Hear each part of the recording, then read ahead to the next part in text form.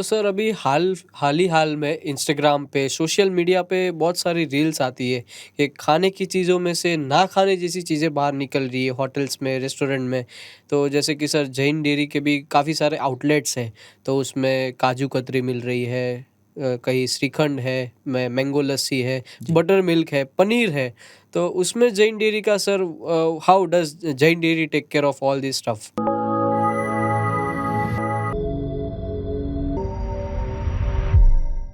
Hello guys, welcome to my YouTube channel. So today we are having a podcast with the honor of Jain Dairy.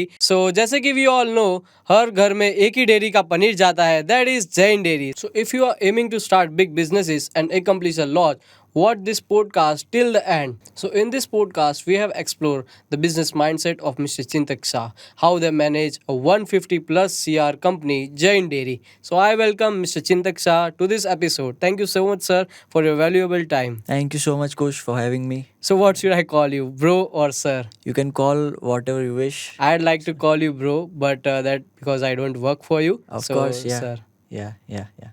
So, sir, what is the story behind founding of Jain Dairy? So basically, we started in 1988 and we saw a huge market gap opportunity in terms of supplying to hotels, restaurants, and caterers in the dairy business. So that's how we started in 1988, and today we are here. Okay, so what are the ranges of products does Jain Dairy follow? So we have a huge variety in terms of all kinds of dairy products. So just to give you an example, we have lassi, 5 different flavors of lassi. Oh. We have chash, we have rajwadi dahi. It's more thick, not the usual dahi that you will find it in the market. We have our huge bestseller paneer. So we have different So, flavors of sir, paneer. if you don't Yeah. mind, I want to ask you one question. So, काफ़ी सारी dairy providing this milk, but आपकी dairy का paneer it's too different from all other dairy. So what the special? So yeah we हमारा पनीर इसलिए special है because people find it more on the softer side and we use 100% pure milk. We don't use like we have very good practices at our plant and we have a very good laboratory. So if any adulterated milk as a raw material comes, it gets rejected at the gate itself. So Okay. no adulterated milk enters the dairy. So Okay. that's how we are good at paneer. Okay, so sir up down की जैसे हम बात करें, so what have the challenges you have ever faced and how did you overcome them? तो current challenge की अगर हम बात कर रहे हैं तो दैट इज़ अभी जो हमारा डिस्कशन हुआ कि एडल्ट्रेटेड मिल्क. तो उसमें क्या है कि just to give you an example कि कितना बड़ा चैलेंज है. Actual milk is available at 900 per kg फैट that we buy from the market.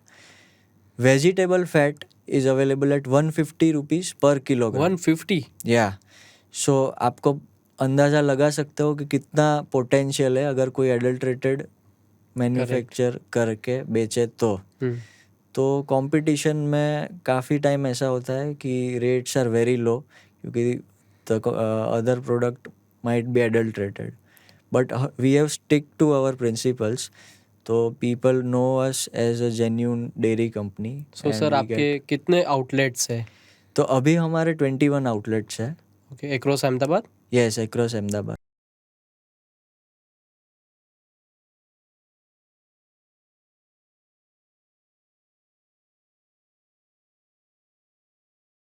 So, if we talk about the business community talk, there is a difference between business community talk and commercial talk.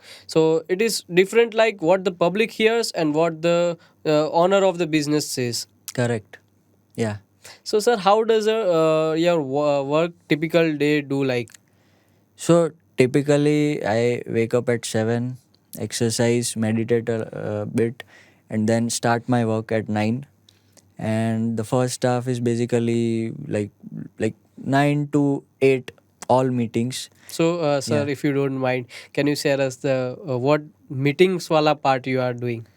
तो currently अगर मैं बात करूँ तो we have started exports and we regularly are exporting to Singapore, Australia, Canada, Dubai. तो typically अभी ज़्यादातर exporters come to meet, visit the plant, there is product sampling, so all kinds of meetings related to exports are currently on the line with me. Okay, so आपने Dubai का बताया sir, तो उसके बारे में कुछ? Yeah, so Dubai में basically we are exporting frozen paneer okay, or with a shelf life of 1 year, and it's doing good. Okay. Yeah, So Chintak sir, how do you manage a huge company? my team is really good. I'm Okay. blessed. Yeah. So how do you manage the team? So it's basically more about selecting the right people and more importantly उनको सही जगह रखना. I see. So if there are good people at the right places, then automatically everything falls into place.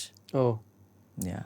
So Chintak sir, does the company upgrade at each stage, or like you need to hire at top level manager employees newly, or does the same people get promoted, or is it a mix?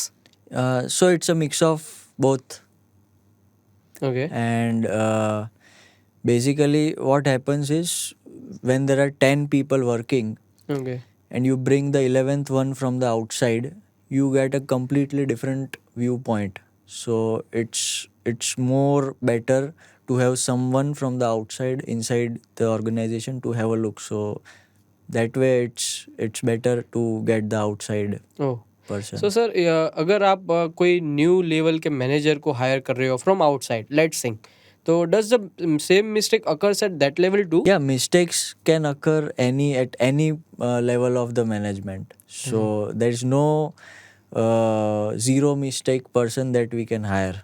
Okay. Not available in India. Okay. Yeah.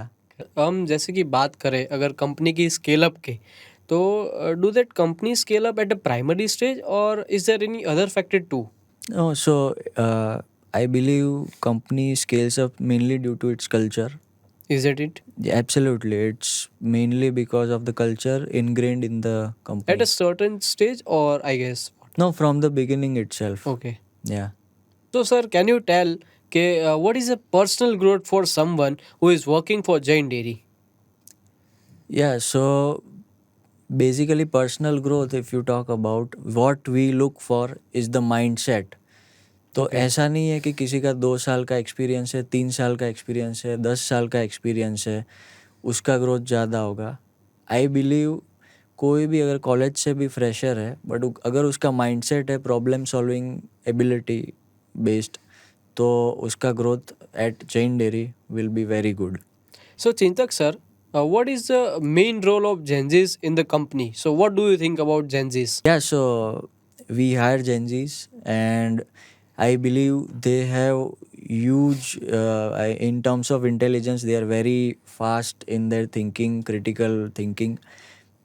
But one thing that we notice is they have less patience. Ah. So patience is a virtue that we need in the human resource of our company. Do you think is there any difference between Gen Zs or old age? Yeah, absolutely. See, old age, basically, not old age, but like if you're looking for someone who is not a Gen Z, he is more stable, maybe less critical thinking, but more stability. So when out of the choice of the two, I would prefer more the other guys than Gen Z. Okay. But we need Gen Zs just Correct. for critical thinking and fast working. Correct. So sir, अभी Jain dairy में अगर हम update के लिए बात करें, अभी Instagram का ट्रेंड है, हाँ. सोशल मीडिया का ट्रेंड है, तो जैन डेयरी इसमें इनिशिएटिव कुछ? Yes, absolutely. We have our Instagram page okay. and we regularly make reels, post photos, keep offers, everything. We like it's like कि अभी का जो एज है उसमें without Insta, Facebook marketing, social media marketing, you can't survive for a company that has a consumer face. Okay. तो sir, बीच में एक Instagram में एक ऐड आया था, कुछ एक ऑफर थी, तो जिसकी वजह से जैन डेयरी का प्रोडक्शन बहुत ही ज़्यादा बढ़ गया था, उसके बारे में? हाँ, तो मैं आपको एग्जांपल दे रहा हूँ कि जैसे वी यूज टू सेल लस्सी, तो हमने एक ऑफर रखा और इंस्टाग्राम पे वी पोस्टेड इट। ओके तो पहले क्या था कि हम लोग 300 lassi per day we use to sell at Okay. Our stores. तो वो ऑफर रखा तो डेली वो 300 का सीधा 3000 हो गया ओहो और स्टोर्स पे लाइन थी, वी फेस स्टॉक आउट। तो ओके फिर हमने इमीडिएटली द नेक्स्ट डे दूसरी टीम हायर की और प्रोडक्शन बढ़ा दिया। ओके सो सर अगर पनीर की हम बात करें जी। तो उसकी मैक्सिमम कैपेसिटी क्या है प्रोडक्शन की paneer we can make 10 tons per day per day? At the current capacity. Yeah okay so sir if we talk about the work force तो आपका उसमें सर क्या कहना है? सो अगर हम जैन डेयरी के वर्क फोर्स के बारे में बात कर रहे हैं तो basically we recruit very distinct type of people. तो Okay. we don't seek out people who are actively looking for jobs. Oh. Rather, we approach people who are already established in established companies and then try to get them over at our place. अच्छा तो sir अगर आपके पापा के बारे में बात करें mister Nishit Shah the founder और owner of the Jain dairy तो उनके बारे में कुछ? He is my role model. Okay And मैंने जितना I basically graduated from IIM Lucknow. I did my MBA. Okay तो मैंने जितना वहाँ पे नहीं सीखा उससे ज़्यादा 1 साल में उनके साथ यहाँ पे सीखा है। Okay so basically management is a skill कि जो बुक्स से ज़्यादा एक्टिवली वो करने से मिलती है। ओके तो सर तो वैसे वो- आपने बोला कि आईआईएम आपने लखनऊ से पास आउट किया है जी तो जो न्यूली जो स्टार्टअप करने के जो लिए लोग हैं तो उनको आप क्या कहना चाहोगे? कहना चाहूँगा कि दे एक आइडिया होता है बट उसके पीछे there is a lot of work. Okay तो if they are ready to do it they should absolutely go for it. Okay तो अभी क्या होता है कि अगर आइडिया है बट उसके पीछे जो एफर्ट्स है तो काफ़ी सारे लोगों को मतलब 1 महीना 2 महीना 3 मंथ्स करके फ्रस्ट्रेशन होता है। तो I would just say keep going. तो बेसिकली पुराने ज़माने पे तो ये कहते थे कि कोई भी बिजनेस को सेट होने के लिए 3 साल लगते हैं। 3 साल लगते हैं करेक्ट। तो if you are ready to wait that long then you should do it and like if you give full efforts but sir अभी की करंट सिचुएशन की हम बात करें तो कोई भी 3 साल वेट करने के लिए कोई बैठा नहीं है. ही और she wanted to that grow that business in a very quick way.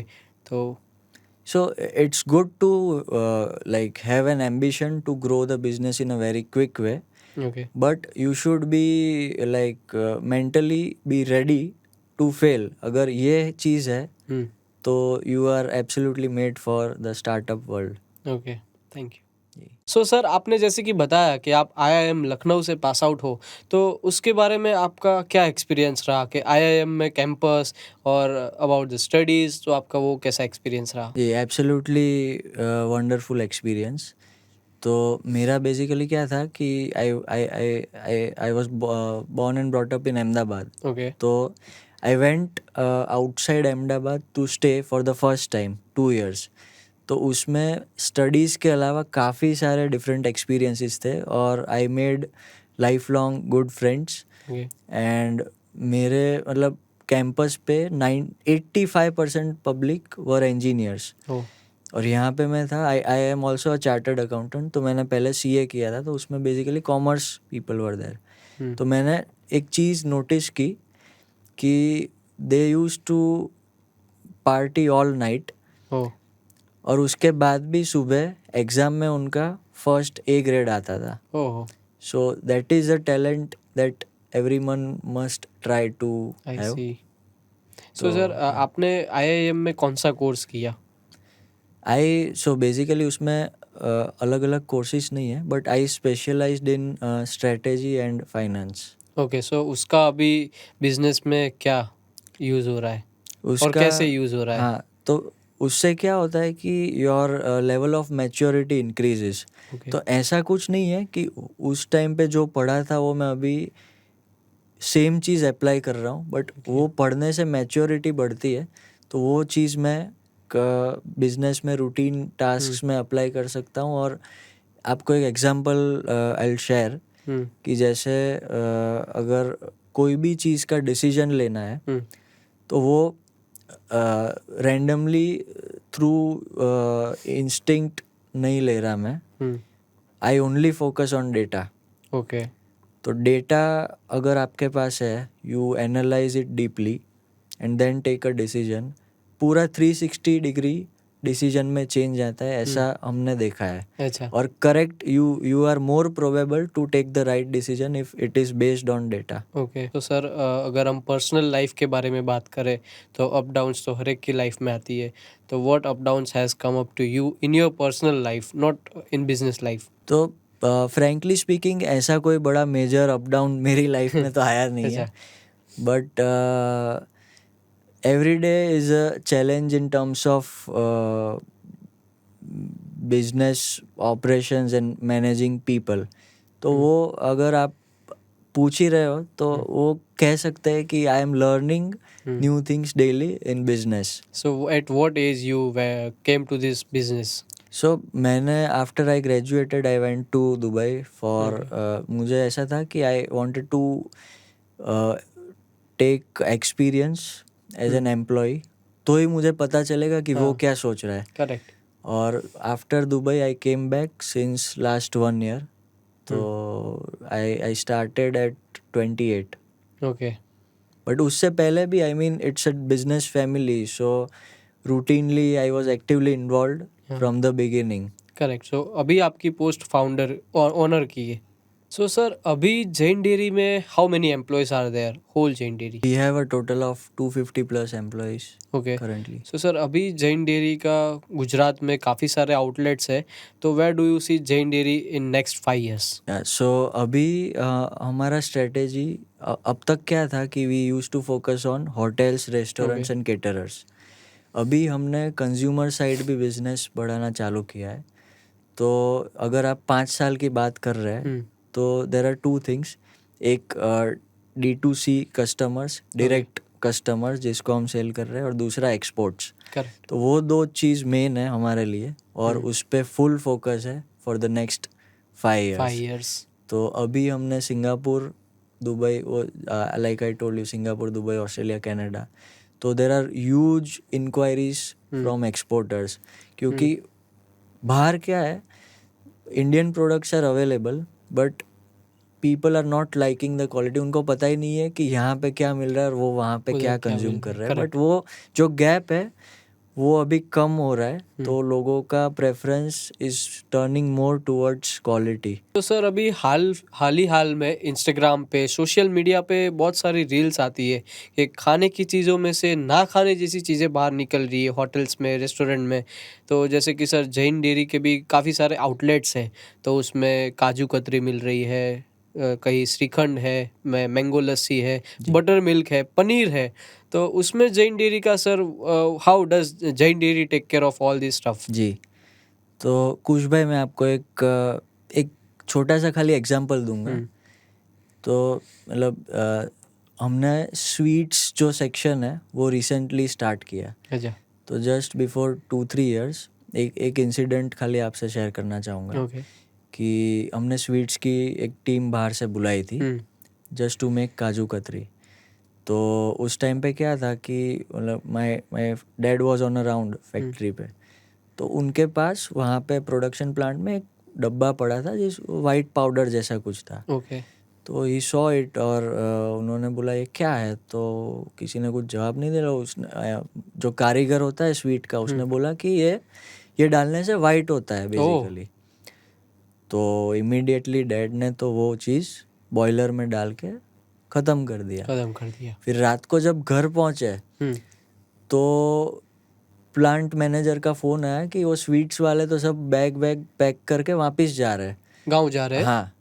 तो डैड ने बोला कि उनको कुछ भी करके सुबह तक रोक लो, मैं आता हूँ सुबह, देखता हूँ क्या प्रॉब्लम है. तो सुबह गए तो उन्होंने ये देखा, मतलब वो स्वीट वाला जो कारीगर है वो बता रहा था कि अगर आप ये नहीं डालोगे तो ब्लैक काजू कतरी निकलेगा, वो वाइटनेस नहीं आएगा जो मार्केट में है, तो आपका बिकेगा नहीं, तो आप मुझे कैसे पेमेंट करोगे.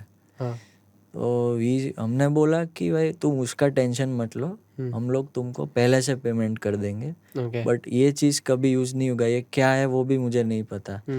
तो बेसिकली वो था ब्लीचिंग पाउडर, ओह, ब्लीचिंग और पाउडर। मैनी लाइक काफ़ी सारा उसका यूज़ होता है वाइटनेस लाने के लिए।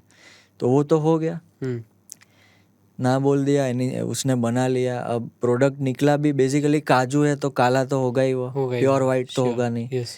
तो हमने क्या किया, मार्केटिंग टीम आया कि अभी ये कैसे सेल करेंगे। तो हमने मार्केट से सारे सैंपल्स लिए, सारे कंपनीज के, एक बॉक्स बनाया, और जहाँ से भी ऑर्डर लेना था वो बॉक्स लेके हम लोग वी यूज टू गो कि अगर आपको प्योर चाहिए तो ये ब्लैक हमारा है, और बाकी आप देख लो ये वाइट है, अब आप डिसाइड करो कि क्या हो रहा है, क्या लेना है।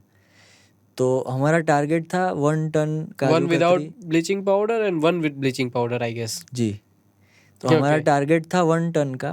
तो उस टाइम पे वही साल फर्स्ट ईयर हमने 10 टन बेचा ये चीज़ से। ब्लैक काजू कतरी। हाँ, oh, not black but basically blackish shade type, पे। हाँ, विदाउट ब्लीचिंग पाउडर। जी, तो ये चीज़ ये बताता है कि if you stay true to your ethical practices in business, तो सेल्स तो होगा ही, but you need to take a call at crucial and critical moments. So sir, digitally market में अगर कुछ नया आइडियाज़ कुछ आ सकता है तो सर वो क्या? तो अगर हम फूड मार्केट की अगर बात करें, स्पेसिफिकली अगर डेयरी की, तो मुझे ये लग रहा है कि ट्रेसेबिलिटी जो वर्ड है, तो बेसिकली अभी क्या हो रहा है कि कोई भी प्रोडक्ट में, जैसे आप पनीर खा रहे हो, हाँ, तो यू डोंट नो कि वो कहाँ से मिल्क आया है, वो कितने टेम्परेचर पर स्टोर हुआ है, उसका एक्चुअल में क्या शेल्फ लाइफ है।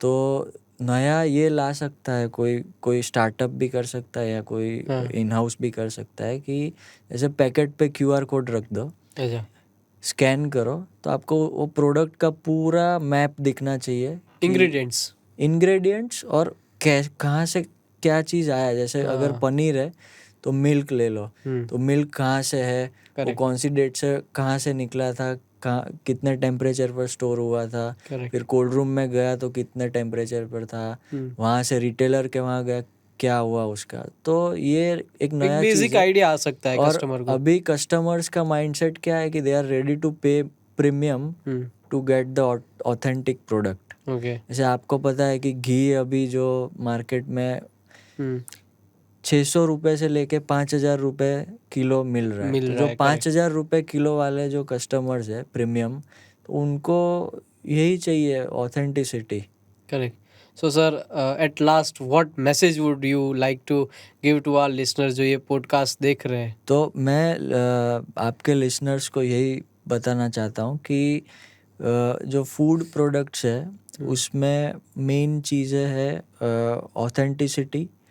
तो अगर कोई कंपनी, जैसे अपना बात हुआ, उसको ब्रेक कर सकती है कि दे आर इफेक्टिवली प्रूविंग कि ये चीज़ ऑथेंटिक ही है, तो दैट इज़ अनस्टॉपेबल। तो हमारा गोल यही है कि हमारे जितने भी कस्टमर्स है, आवर विजन इज़ कि वी प्रोवाइड अ प्लेटफॉर्म और people know us as an authentic brand, but उसको जो डेटा और फैक्ट से प्रूव करना है, तो उस पर हम लोग अभी फ्यूचर में काम करने वाले हैं। तो अगर कोई भी कस्टमर स्कैन कर रहा है, सो चिंतक भाई, it was a nice time with you. Thank you so much. Thank you so much Khush भाई, thank you, pleasure to be here.